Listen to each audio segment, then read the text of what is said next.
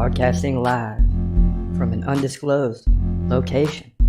This is the TCMMA podcast with your host, Chris Cross.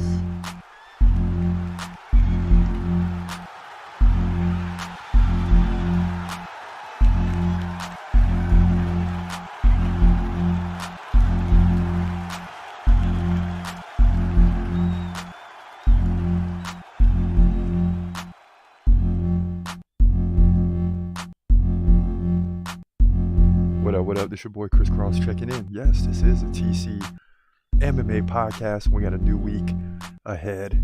We got to get to some previews and predictions for this Saturday night. UFC Atlantic City headlined by the number 2 and number 3 women's flyweight fighters, Erin Blanchfield, Manon Fiorot. And that's going to be a heck of a fight. 2 weeks in a row, women's flyweight division on full display. And yes, you could say this is a title eliminator at the highest level. Make no mistake about it. But before we get there, we got some other news. Like Islam Makhachev is saying Dustin Poirier is a permanent contender. Right? Highlighting losses that he's had for the title. Permanent contender meaning, listen, he's never going to be champ. He's just going to be a contender for as long as he fights, and then that's it. He'll never be champ. It's a little bit of a low blow, but, listen, you expect that from the champion. If anyone comes talking and says, hey, I'll beat anyone in the world and you're the champ, you got to fire back. And that's what Islam did. But that's also what DP wants, right? He wants a reaction from Islam Makhachev. That's what he got. And we haven't heard from Islam in a while. Islam's just chilling, man. He'll defend the title soon enough. But it's going to be against Justin Gaethje. That's the way it should be. But I still like Dustin Poirier. Man, that was a big win over Benoit Saint Denis at UFC 299. Huge win and a boost to his confidence, because if he loses that fight and he drops down to 4, 5, 6 in a division, he might just retire. So luckily for us, it's not time to retire for Poirier. It's time to take one last shot at the title, and that seems to be the direction he's going, and it's the right direction. And it's the right reaction by Islam. So it's right all the way around. Let's get into our first prediction of the day. We got some other news in between predictions, but you got Bill Algeo versus Kyle Nelson. This is going to be a big one. Let's get into it right now. In the featherweight division at UFC Atlantic City, you got Bill Algeo coming to 18-7, taking on Canadian Kyle Nelson, who comes in at 15-5. Algeo 1 inch taller at 6 feet. He's 34. Nelson 32. Algeo 2 inch reach advantage. Both guys switch stance fighters, so look for that to be happening throughout the fight, where both guys are trying to switch their stances to try to throw off their opponent. Now, Algeo 6.1 significant strikes per minute. Nelson just 3.5. Takedown game, both guys land like one takedown over the course of 3 rounds. Algeo 56% takedown defense. Nelson 73. Bill Algeo coming off back-to-back wins. Some good ones too over TJ Brown and Alexander Hernandez. He beat Hernandez by decision and submitted. TJ Brown lost to Andre Fili by split decision 3 fights ago. So he's 2-1 in the last 3, but he's won the last 2. Nelson, again, 73% takedown defense, a little better. Beat Fernando Padilla by decision and Blake Bilder by decision in his last 2. Before that, he lost 3 straight. So that's kind of how things stand coming into this fight. Algeo is a heavy favorite for a reason, because he can land over 6 significant strikes per minute. That's ridiculous. Takedown defense isn't there, so Kyle Nelson's going to have to attack the takedown game to try to hang in this fight, but I think Algeo will get it done. He'll win 2 out of 3 rounds with the strike game to get the win and move to 19-7 featherweight division. UFC Atlantic City. I know, right? We're so used to saying UFC Vegas. It's like every week is at the Apex, but not this week, man. It's in Atlantic City, and we got Bill Algeo beating Kyle Nelson. Should be an interesting fight, though. I think all these fights are close. All these fights are going to be close, as it's been the last few weeks. That's why we've had losing records. I mean, it's just crazy. It's time for us to get back in the win column. And it's going to happen at Atlantic City, baby. Mark my words. Now, let's keep it moving, because in another big fight, you got Nursultan Ruziboev taking on Cedric Dumas. You got a guy with a lot of fights in Ruziboev and an up-and-comer 9-1 Dumas. Let's get into that right now.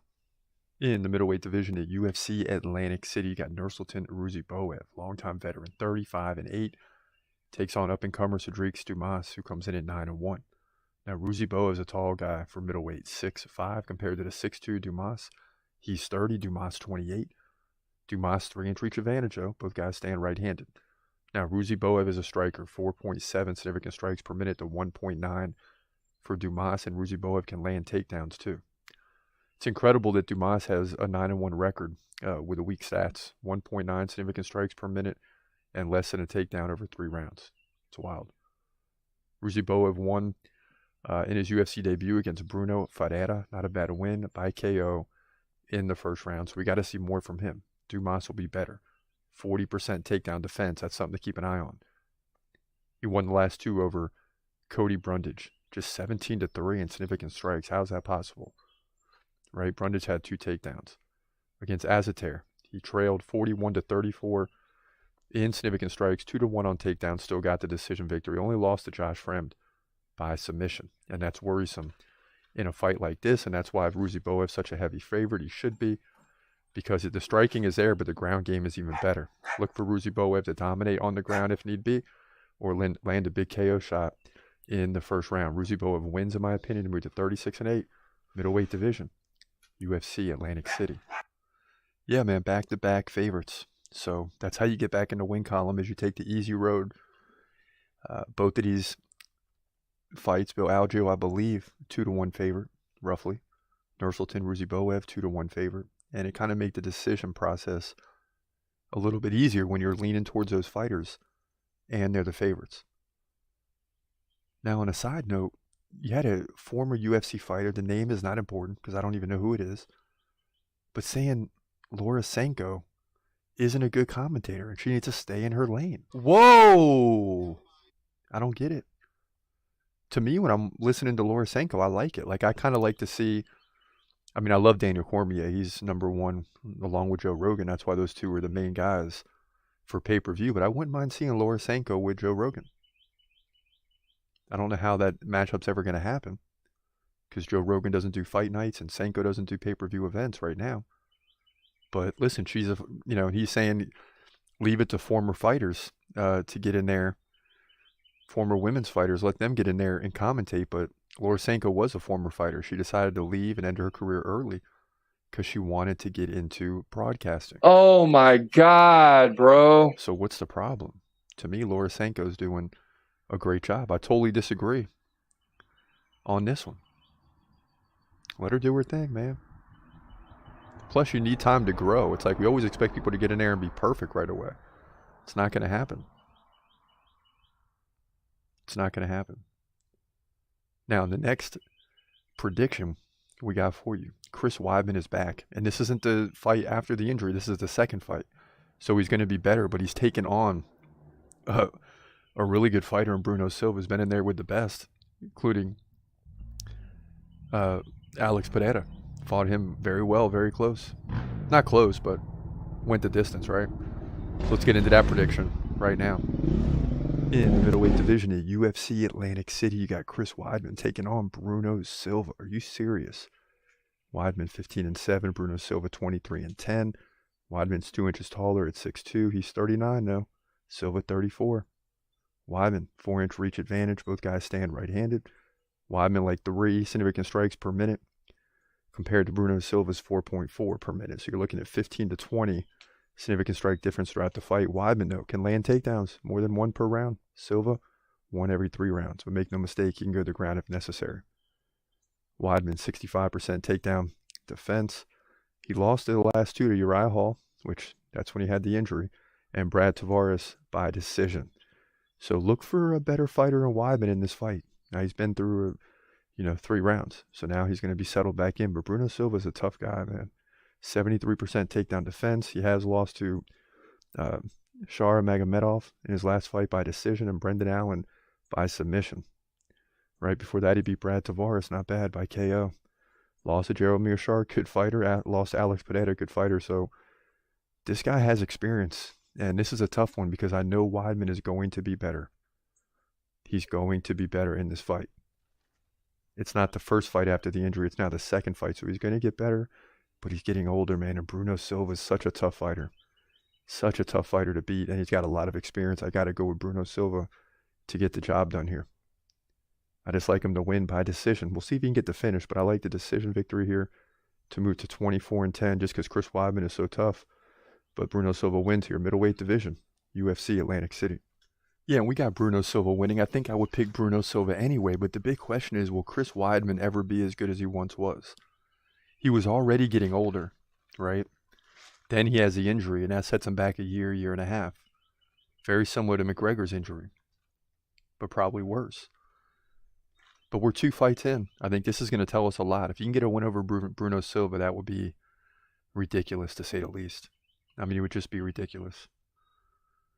Now, looking down the card, we also got Nate Landwehr versus Jamal Emmers.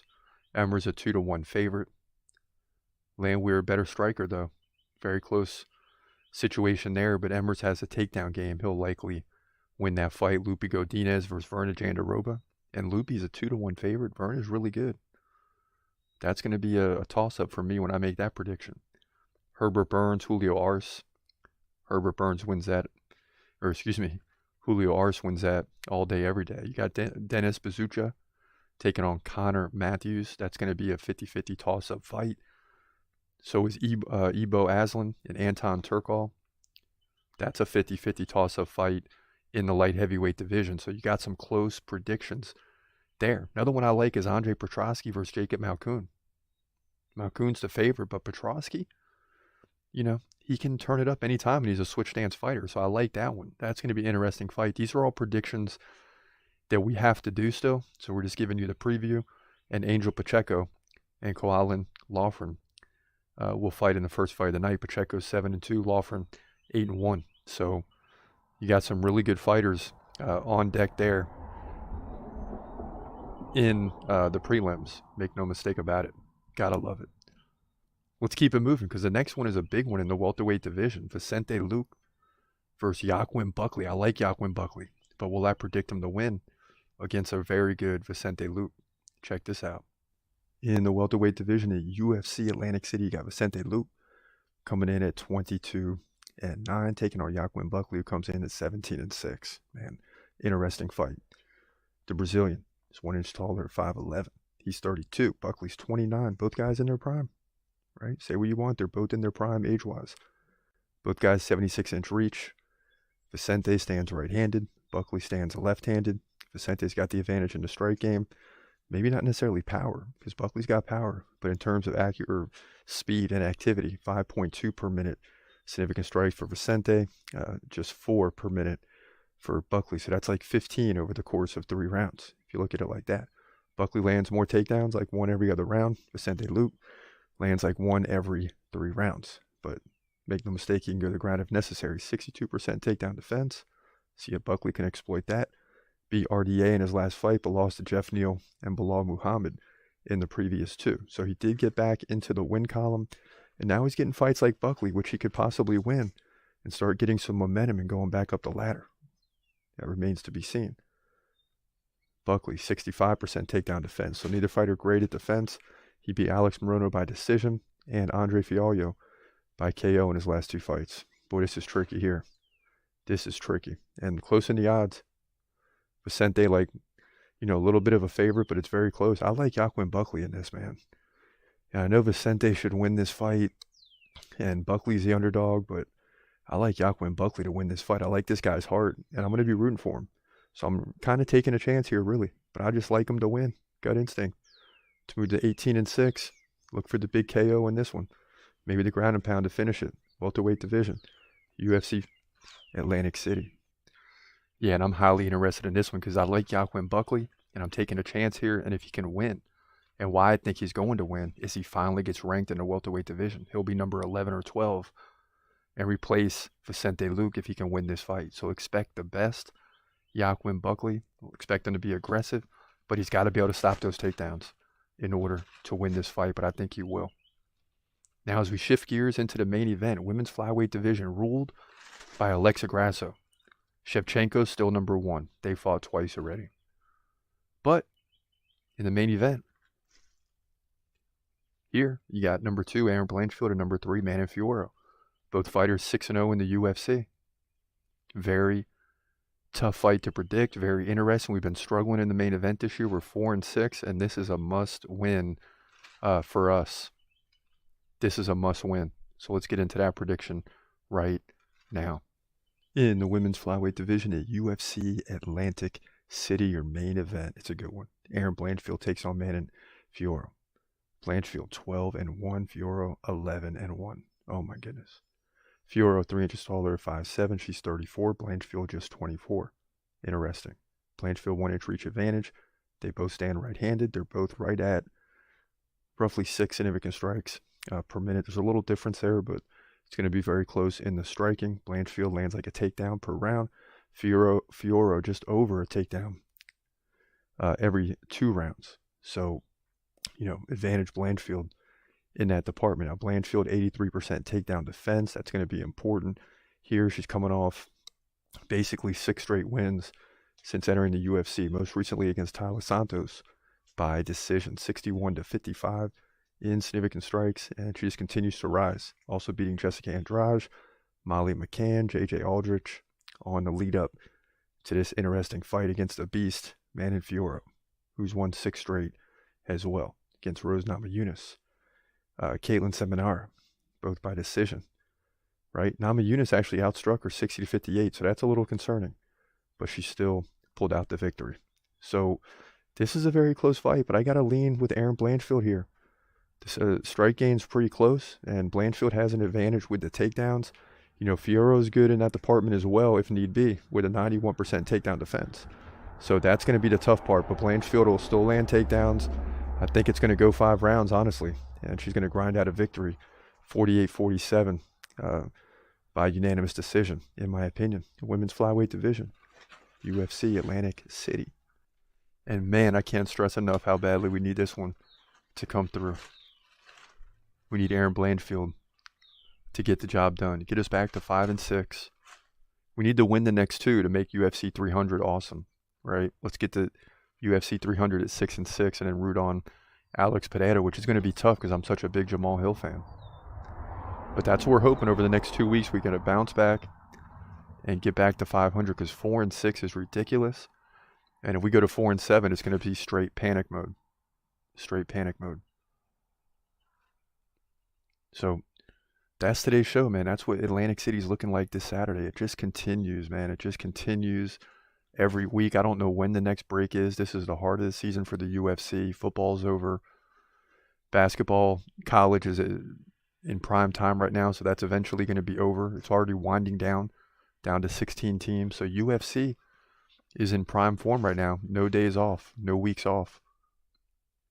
They're in prime season when UFC is a number 1 sport, because football and basketball, or football's done. You just got basketball, and the NBA is like 82 games, so no one's really paying attention right now, like they will in a couple months.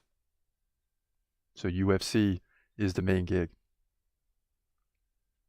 But listen, that's what it is. Dana White let Laura Sanko do a pay-per-view event, let everyone know you don't care, and back her up. She's doing good, in my opinion. I like Laura Sanko commentating. I think every once in a while we need a woman commentator. Break things up. You know what I mean? That's all I got to say today. We'll be back the rest of this week, man. Your boy's on spring break. First week off in 2 years. So expect some podcasts this week. I'm due for a Hamza Chimaev rant.